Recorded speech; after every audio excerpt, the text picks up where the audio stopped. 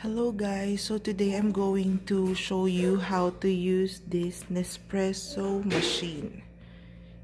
It's an espresso maker machine or coffee maker. So let's get started. First, you need to refill it with water. So let's get drinking water and pour it here.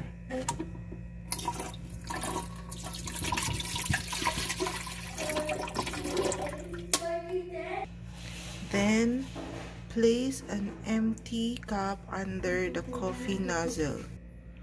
So, let's place an empty cup under the coffee nozzle. Okay. Next, third step is to turn on the machine. Okay, so the power button is here. Let's press this. Okay. So, nag-blink na yung mga buttons. Okay. Okay, so we need to wait until the button stops blinking. That's the step number 4.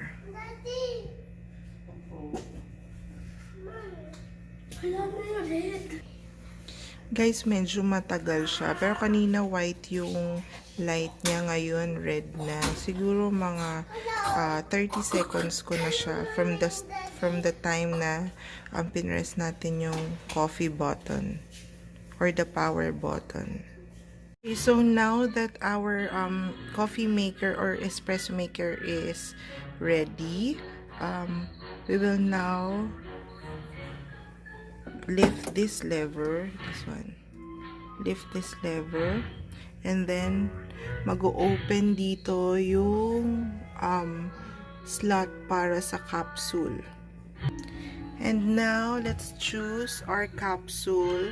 So, meron silang Ristretto, Forte, Longo Forte, and Espresso Vanilla.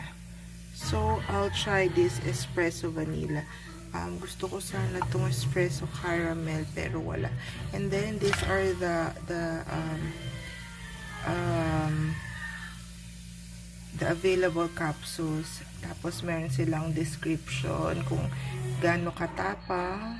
There. Ito yung Ristretto, yung pinakamatapang. Usually, yes. And then, pero dito muna ako sa 7. Medyo may migraine ako nga. Hindi ko kaya si Ristretto. So, Espresso Vanilla would be perfect. So, kuha tayo ng isa. And then, we place it here sa capsule slot. Okay.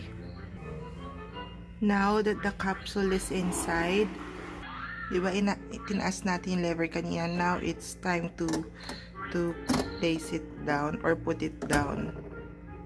Ayan, so nag-close.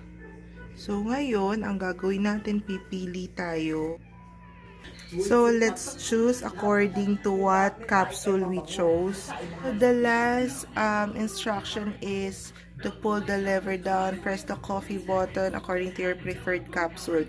So yung pinili nating capsule is espresso. So ito yung para sa espresso, yung sa gitna. This Ristretto, espresso, and longo. So ngayon, ipipress natin tong espresso, the middle one. And then, okay, let's see. Okay.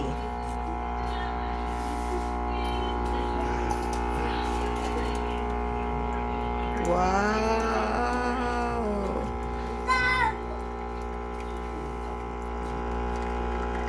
Okay. I'm so excited. This is my first time to try this. Okay. So, after this, let's wait para walang mga tulo-tulo. So, our espresso is now ready. Pero, yung iba iniinom to ng ganto. Like, ako inumin ko siya ng ganto.